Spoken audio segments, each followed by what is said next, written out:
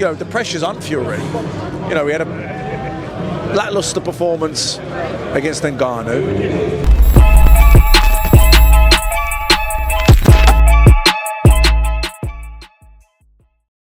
Pro boxing fans, we're here in London. It's fight week. Buatsi versus Azeez.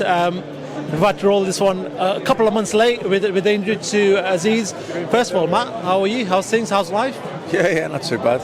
All good. Let's talk about this one. It seems to be going into this fight, there's a lot more pressure on Buatsi because a lot of people feel that he should be a few steps ahead, should be fighting for world glory at this stage of his career.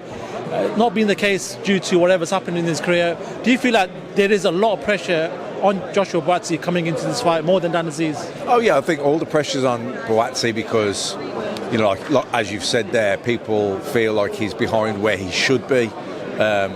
And I think Dan Azeez's career has just gone from strength to strength. And I'm not going to say it came out of nowhere, but look, the last 2 years he's really boosted his career. He's really, he's got won the British title. He's had some great performances on Sky.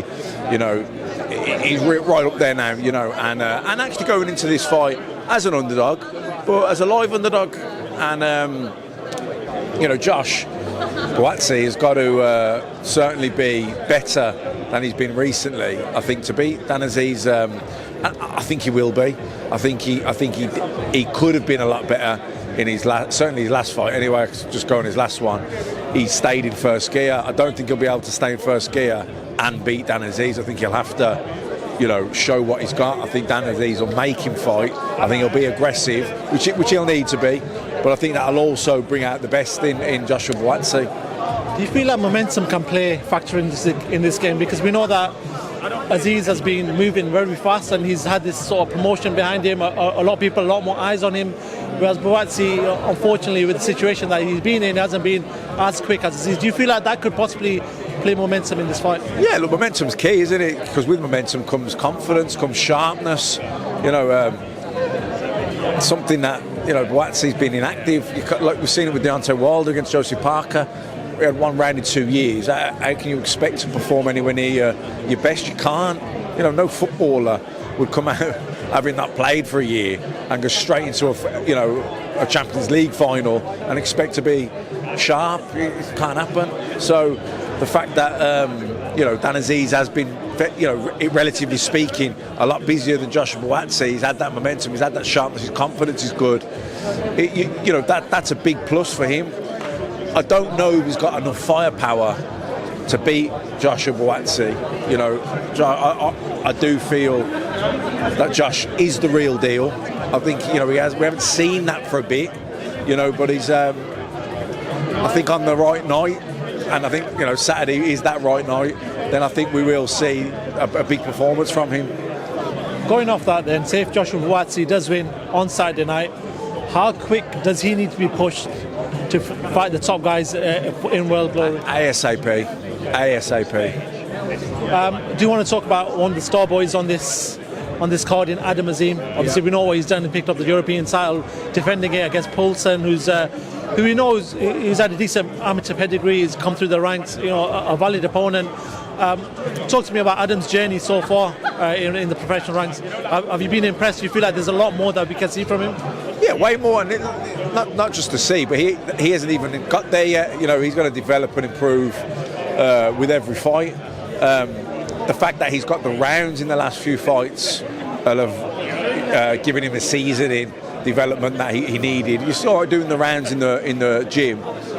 It's the next best thing, but it's not the same as doing it in the fights. He hasn't. I don't think he's really lost the round, has he, in these fights? He's looked good. He's got the rounds in there. This is another solid opponent. I think Adam Azeez will be too good for him, but I think he'll make him work.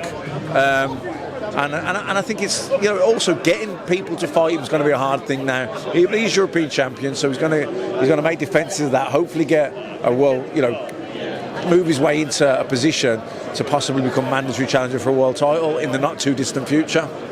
Do you want to quickly move away before you go and do a few things for Sky?